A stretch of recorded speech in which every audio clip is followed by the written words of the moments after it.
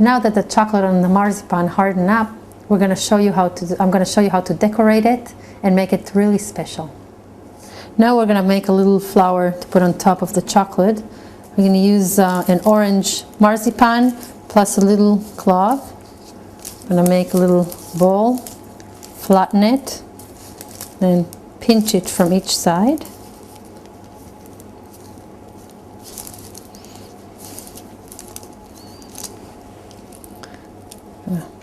Put it on the marzipan and stick the clove in the middle.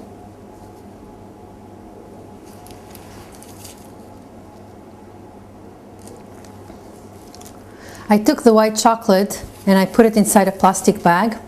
You shouldn't wait too long because white chocolate gets hardened quicker than the dark chocolate. I'm taking a toothpick and making a little hole at the end.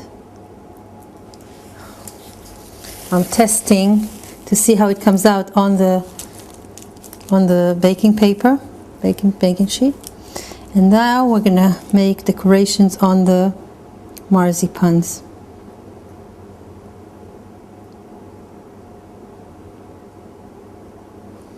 Either make a little, or you can just twirl it around.